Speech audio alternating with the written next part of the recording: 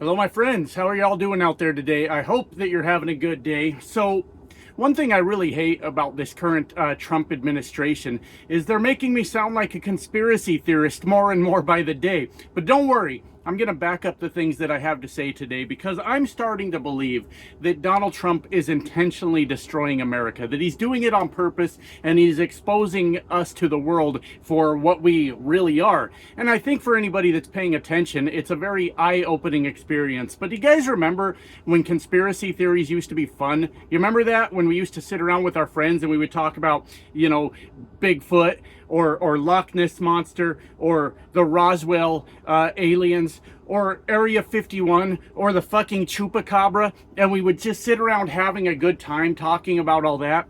And then the right got crazy on us, and then they started turning everything into conspiracy theories, and then they started presenting it as facts, and then we ended up with things like Pizzagate. We ended up with government weather control devices, deep state Democrat weather control devices. We had Jewish space lasers, and we had Alex Jones calling dead children fucking crisis actors. And then they all acted like all of this stuff was completely real and started to make policy about it, started to campaign on it. And that kind of screwed up all the fun of conspiracy theories now, didn't it? But it is 100% my belief that Donald Trump is destroying America on purpose after observing both of his terms, of course, his first term and this term so far. So I'm going to start with the first term because, as you guys know, something went absolutely insane the first time Donald Trump was in office, and that was COVID. COVID, obviously, being an infectious disease that was killing people. And Donald Trump, at first, completely denied that COVID exists. Now, if you guys don't know, I try to read through all of my comments. I don't always get to them. Sometimes videos go bigger than others, and I don't have time to see all of them. But a viewer tried to correct me on the last video, the one about the truckers going bankrupt here pretty soon. And he said that he's not a Trump fan, but Donald Trump 100% did not deny COVID. Now, listen. If you've been around for a while, you know that I am completely open to being corrected on things that I may not understand, may have misspoke, may have been ignorant to what was going on, because politics is fucking hard, and if you already think you know all of it, then you're not going to really advance as a person, and you have to keep on learning with all this politics shit, is what I'm trying to say.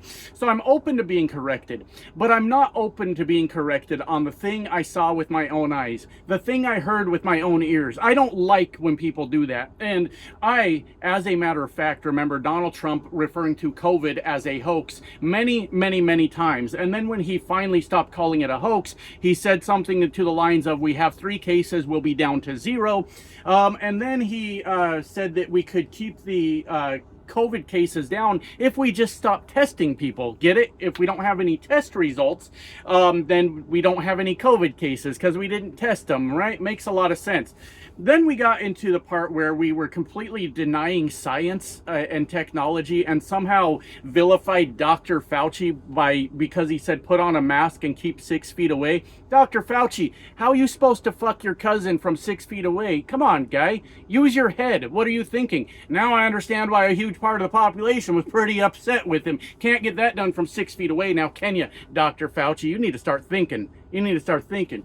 But we became a country in a very short amount of time, and maybe we were always that country, but it was just exposed. Donald Trump exposed it to the world. But we became a country that was willfully ignorant, and we started denying science. We started hating education, and we chose just to be an incredibly dumb population of people.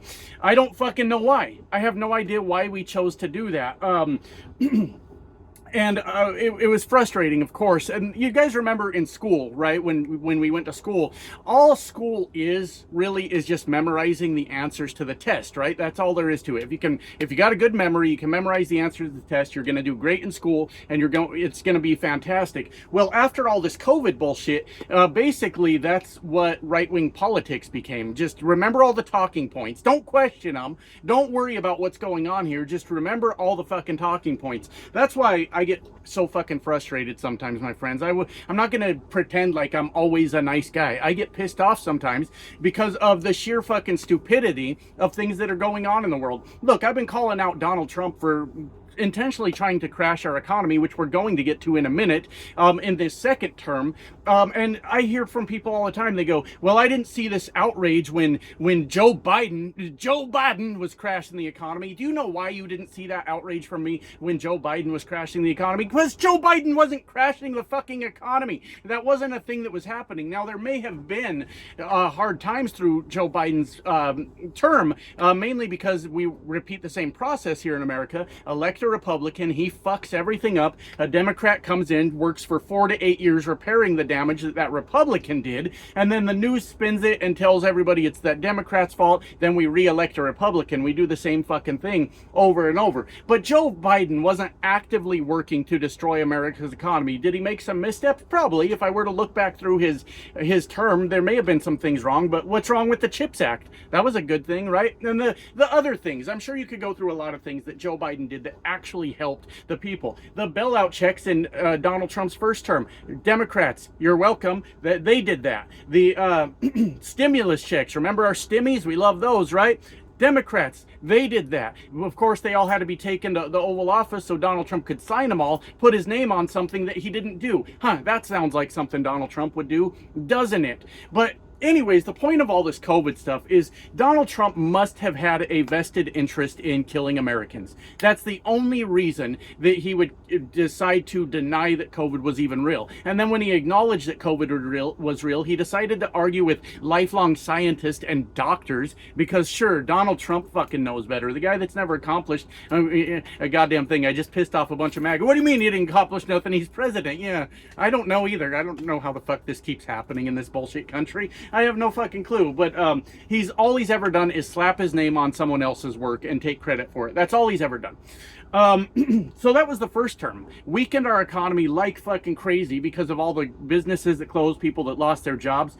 And I thought that was the worst it could get. Now, my friends, we're going to move into the second term where shit is really starting to hit the fucking fan in a way that I never thought America would allow, if I'm being completely fucking honest with you. I didn't know they were going to allow this. But we've got spineless politicians, especially on the Republican side, that are afraid to stand up to Donald Trump because they're worried that they'll get primaried and lose their job. Look at that, my friends. A bunch of people that are more worried about their paycheck than if America's even going to be still standing by the time Donald Trump gets done with it. First thing we're going to start with is DUI hire Pete Hegseth and what the fuck is going on with that guy. Now, I haven't Googled him yet today. I did before I went to bed last night. And Pete Hegseth is involved in his second scandal where he is using Signal to tell everybody under the goddamn sun all America's war plans, strikes. You guys get the fucking point. I get myself worked up sometimes and words just leave my fucking head. But, the first one was, a bunch of people in the administration and a journalist that they apparently didn't know they invited into the Signal chat that was getting all the information on the strikes in Yemen. Then it turns out that here we go again. Pete Hegseth was doing the same thing, and this different Signal chat had his wife in it, like his brother in it, his personal attorney in it. None of these people that apparently have the security clearance to know this kind of fucking information. And look, I understand. I've said on this channel before, you guys that have been here for a little while know that I quit drinking roughly about 2 weeks ago. Just cold turkey, decided enough's enough, I gotta stop drinking. But I have been a drinker in my life, my friends. And I understand drinking too much and maybe sending a text you shouldn't have fucking sent. Believe me, I understand that shit. But this is the guy that's running the Pentagon, the Department of Defense, Pete Hegseth, who goes and gets fucking hammered and then starts bragging to all his buddies, his wife, his brother, all these people about the cool shit he's about to fucking blow up. And the fact that Pete Hegseth, look, like I said, I haven't Googled him yet. I meant to. But he may be out of there. I doubt it, though. But the fact that Pete Hegseth still has a job and the fact that Donald Trump said he stands by and supports him points to the fact that Donald Trump is willfully exposing America's weakness when it comes to our defense. They're allowing fucking Pete Hegseth to get drunk and text whoever he wants about whatever plans we have to strike in whatever country. Can you fucking believe that? I can't believe it either. Any other person would be out on their fucking ass quickly. And if they were in the military, they'd probably be in a huge amount of trouble. But this is a big fucking problem. but he just lets it go on. Donald Trump says it's cool, there's no big deal, I stand by him, I let him do whatever he wants. And this shit like this exposes America. This is a national security fucking problem. All right, so there's the Pete Hegseth portion of this fucking video. Now, these tariffs.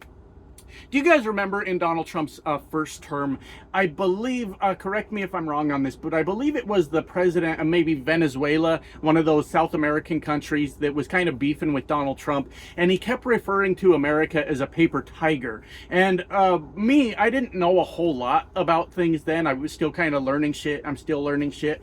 But I kind of was like, what does he fucking mean by that? This is America, baby. We ain't no damn paper tiger. And I think that probably the rest of the world, from an outsider's point of view, might be seeing something that a lot of Americans didn't see before, that I'm seeing now, for sure. Because we are seeing 100% that we are, in fact, a paper tiger. And Donald Trump is exposing us to the fucking world. Look, we've already covered science deniers, anti-education sentiment in this country. Our Department of Defense is run by a drunk that texts his war plans to whoever the fuck he wants. These fucking trade wars, my friends, these are absolutely catastrophic. Absolutely catastrophic for what is going on. We are learning a lot about who America really is through this process, and we are not who we thought we were. We are not who we were told we were all this time growing up in America, that we're the greatest country in the world. We're basically the center of the universe. Other countries got to go through us if they want anything to get done the right way.